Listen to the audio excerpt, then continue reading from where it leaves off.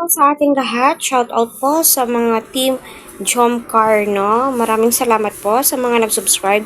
Ito ay base sa opinion ko patungkol nga po dito sa comments ng isang supporters ko.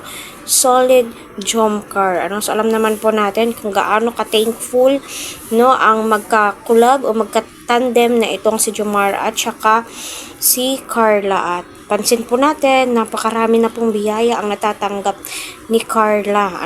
So malaking tulong po yun. At maraming salamat kay Jomar dahil nakita po natin kung gaano siya or papaano niya galangin itong si Carla, no, na-appreciate niya. At yung gusto ko din po kay Jomar is yung mga advices niya patungkol nga po sa pag-aaral niya. At yung quote nga po doon ay nirerespeto niya, no, ang mga desisyon ni Carla at andyan lamang po siya sa likod ni Carla. Once na may mga problema, handa siyang maglaan ng oras, makinig, no, para sa ganun ay maiibsan niya ang problema nga po nito. No, so totoo yan, no, para kahit pa paano Carla, mabigyan ka ng mga positive advice kay Kuya Jomar kasi alam naman po natin na napakabait na tao to. Kahit sino, kahit kay Rina noon, mapapasaludo ka kay Jomar. So dito, no, si Ma'am Jenny ay magbibigay ng house and lot ng kapag magkatuluyan daw po si Carla at saka si Jomar. Alam nyo, no, para sa akin, kung magkakatuluyan man po ang dalawa, my God, marami ang matutuwa, no? Marami ang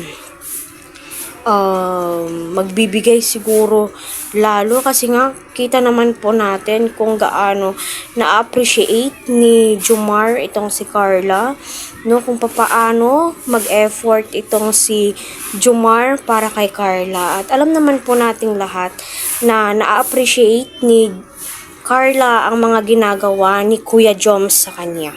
Kaya mapapahanga ka at mapapabilib ka po talaga sa kabaitan niya. Especially kay Kalinga Prab na walang sawang pagsuporta through moral support, no, financial support, no, especially yung mga sponsors po talaga, no.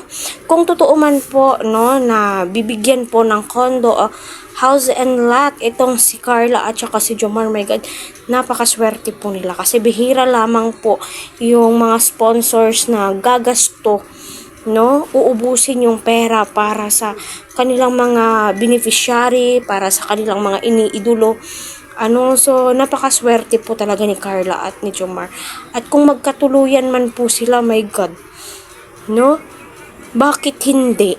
No, kasi nga po, kita naman po talaga natin at bagay na bagay po sila. Kasi si Kuya Jomar, ang haba ng pasensya niya, ang galing niyang umintindi, mag-handle sa isang sitwasyon. No, habang itong si Carla naman ay, kita naman po natin kung papaano siya sa video, kaya nakakatuwa, no, na may mga ganito. At isa po sila sa mga inspirasyon at isa po sila sa mga pangpa-good vibes na mga OFW ngayon. Ang pampawala ng stress, no, yung mga homesick, no, number 1 po talaga silang tinatangkilik.